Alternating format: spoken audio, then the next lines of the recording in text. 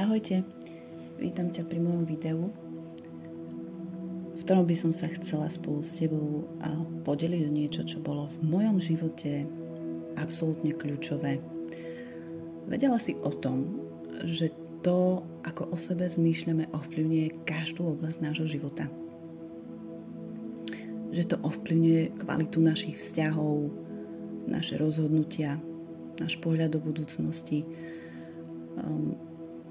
U mňa to bolo tak, že som žiaľ vo svojom živote uverila mnohým klamstvám o tom, kto som. A naozaj to ovplyvňovalo môj život. Cítila som sa akoby v takom väzení, akoby zaseknutá, nevedela som sa pohnúť a naozaj to ovplyvňovalo aj kvalitu mojich vzťahov, ovplyvňovalo to moje rozhodnutia, ovplyvňovalo to celý môj život a preto som veľmi vďačná za to, že práve v tom čase, kedy ma Boh začal obnovovať, bola práve táto oblasť identity, tá, na ktorú On posvietil. A dnes, po niekoľkých rokoch, kedy sa tomu Boh venoval v mojom živote, môžem na Jeho slavu povedať, že vidím neuveriteľné ovocie a že môžem byť v úplnom pokoji, v úplnej istote, aj keď prídu rôzne neistoty a nepokoje. Postupne ti v týchto videách budem hovoriť o veršoch z Božieho slova, ktoré pre mňa boli veľmi premieňajúce. No chcem ťa povzbudiť, aby keď budem hovoriť o týchto veršoch, aby si im uverila. Je to úplne kľúčové k tomu, aby vôbec nastala nejaká zmena v mojom alebo v tvojom živote.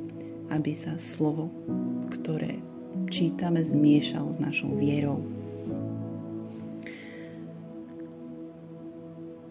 A poďme teda hneď na prvý verš, ktorý je napísané v Rimanom 8. kapitole 15. a 16. verši. Neviem, akú Bibliu používaš, ja som si to vypísala z mojej obľúbenej Biblie Inšpiruj sa, kde je ekumenický preklad. No chcela by som ti to prečítať aj z iných prekladov, ktoré sú akoby výkladové alebo parafrázované. Mňa nesmierne obohacujú tieto preklady. Konkrétne ti prečítam tento verš z Passion Translation, kde som to preložila do slovenského jazyka takto. A nedostala som ducha náboženskej povinnosti, čo ma priviedlo späť k strachu, že nikdy nebudem dosť dobrá. Ale dostala som ducha plného prijatia, ktorý ma zahrňa do Božej rodiny. A nikdy sa nebudem cítiť ako sirota, pretože môj duch sa k jeho pripája slovami nežnej náklonnosti milovaný ocko. Lebo Duch Svätý robí Božie otcovstvo skutočným, keď do môjho vnútra našepkáva: Ty si milované Božie dieťa. Nie je to úžasné? Rada by som zvýraznila niekoľko viet alebo niekoľko slov z tohto verša. A tou prvou vecou je, že sme nedostali ducha náboženskej povinnosti.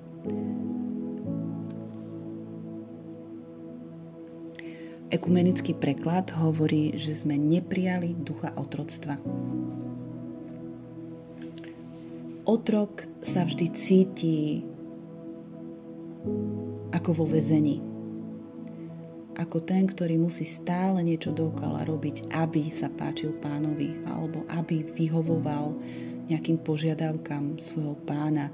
A toho privádza do strachu, že ak to neurobi presne tak, ako on chce, takže bude potrestaný. Alebo ho proste čaká niečo zlé. No my sme neprijali tohto ducha, tej náboženskej povinnosti, alebo ducha otroctva. Ale to, čo sme prijali, je duch plného prijatia. Absolútneho prijatia. To znamená, že ty nemusíš spĺňať konkrétne požiadavky preto, aby si sa stala Božím dieťaťom, ale je to otázka viery. Je to otázka toho, či si tomu uverila alebo nie. A preto, ak si uverila, že Boh je tvoj otec, automaticky sa stávaš súčasťou jeho rodiny. A preto, ak sa niekedy cítiš, že si nevidená, nepočutá, že nikam nepatríš, práve týmto veršom môžeš odmietnúť tieto klamstvá a povedať tú Božiu pravdu, tú Božiu realitu. Som súčasťou Božej rodiny. Som milovaná dcéra. A to, čo je najúžasnejšie na tom celom je, že tvoj duch, tá tvoja podstata môže volať svojho Otca v nebesiach, nielen ako Pána, ale aj ako milovaného Ocka. Čo znamená v preklade presne to slovo Abba, milovaný Ocko. Aké je to úžasné, že nebeského kráľa môžeme volať milovaným Ockom a z toho vyplýva mnoho úžasných vecí, že sa ho nemusíš báť, že sa mu nemusíš snažiť sa zapáčiť, snažiť si zaslúžiť si jeho lásku, ale tú lásku a prijatie už dávno máš.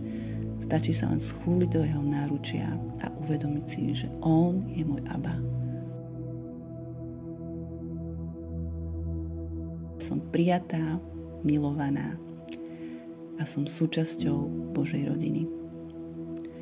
Verím, že tento verš ťa potešil. Ak áno, tak sa pridaj so mnou k ďalšiemu videu niekedy na budúce. Tak maj sa krásne a rozmýšľaj o tomto verši. Ahoj!